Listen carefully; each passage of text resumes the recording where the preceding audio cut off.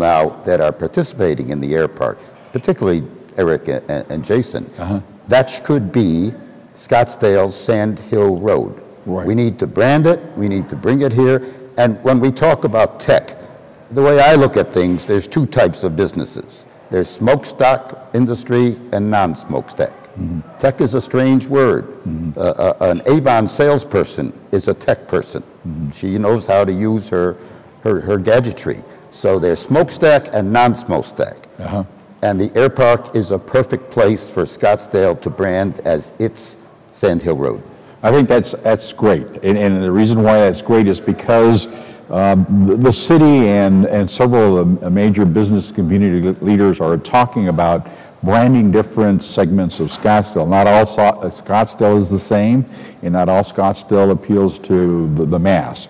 So it would be important to create the proper branding to bring in the additional entrepreneurs of high caliber technology firms, as well as the investment folks. Now, we have the airport that's nearby, so it seems to me like the investors in Silicon Valley can easily fly their jets from Silicon into Scottsdale Airport and do business and then take off that evening.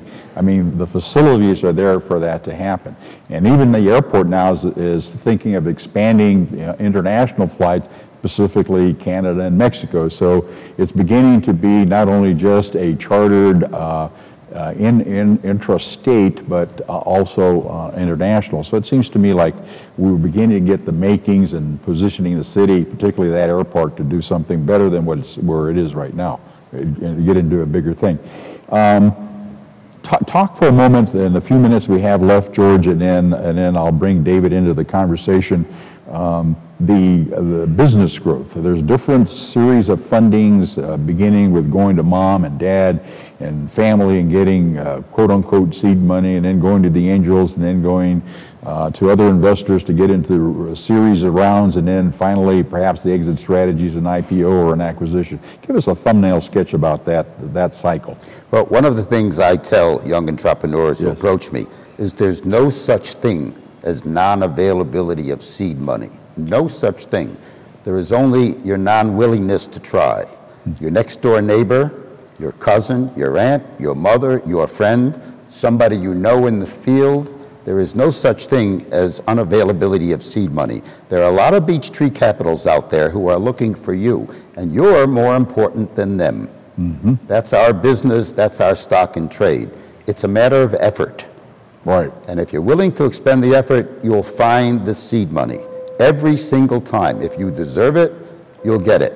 Right. It's only a matter of your conviction and your willingness to try. Well, going to that conviction and going to David, he doesn't have to give me the details of the initial funding to start his business. But truly, I know he's got the conviction and the passion. So give us a thumbnail sketch of your initial capitalization of your company. Sure. Very early on, I think I was very, very lucky. I met a gentleman by the name of John Larson, who has a firm in San Francisco, who took a chance and rolled the dice with me and gave me some early seed capital very early on. And then after that, you're right, I did go through the friends and family, and mom and dad both put in money, my brother put in money, friends put in money back about a year ago. So you're right, all that. And those stages get you up to the point where you can bring on a larger institutional round, something like that. So what's the challenge now for you in terms of raising funds? I know it's tireless work, but give us a thumbnail sketch of what that is for you, the challenge of raising additional funds. Sure, and anybody who's raised funds, sure, it's they know it's a full-time job, and I'm very lucky that George and I met. He brings that years and years and years of expertise to the table, which I don't have. So I rely a lot on George to learn what can we do, what can't we do, and George helps put it all together. And it's right now we're in the stage where we're putting together final bits and pieces of the business for the business plan for our launch. So that's where we're at now before we go out to. You know, one thing, if I may. Yeah, George. Without giving names, there is a gentleman who was also an early funder of David, who is a senior partner in one of the 5 top firms in Silicon Valley. And again, without mentioning it, this is a firm that was crucial in Facebook, in Groupon, in Zynga, and this person comes from one of the top tech firms in the world. He saw in David what I saw in David, and he's been an investor too. We already have We have some of the top investors in the country interested in this situation.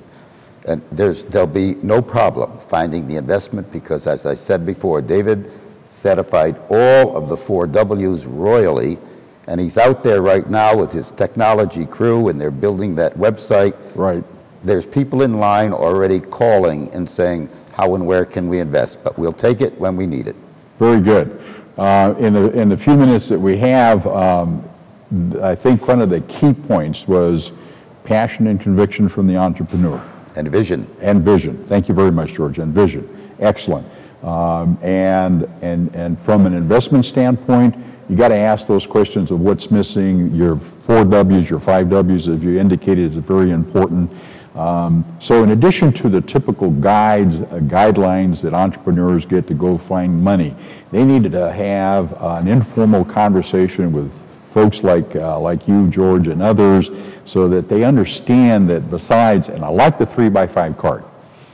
I like that it's like 30 seconds. It's like the 30-second elevator speech, because once you do that, you can build from that and put your 50, 60-page business plan. But once you got the concept down and you accept it and look at it, and it's got the characteristics of David, it's a winner. So I think the viewers who have listened to us are probably going to find value in what we said today, the fact that the air park is poised in the next 30 years to be a major entrepreneur center, business center. I'd like to have investment to be alongside that, and I wrote that in the column. So if there's investment to support that major growth and activity in the air park, it could be an iconic place similar to Sand Hill. Is that right, George? Absolutely. All it needs is a few more Davids. A few more Davids. Excellent. So I want to thank you both, David, for sharing that great information. The same thing with you, George. I'm sure there's a lot of entrepreneurs that they may end up watching this and are beginning to prepare their 3x5 cards and visit some of the investors. Thank you. With that, I think what we have is a program that was quite exciting, at least as I heard it, and the viewers may be looking at the same activity as I had heard it, and so we're looking forward to the next program. And so stay tuned with Scottsdale Public Access Channel 11 for more information. And thank you both again very much for joining me. Thank you. Pleasure. Thank you, Ray.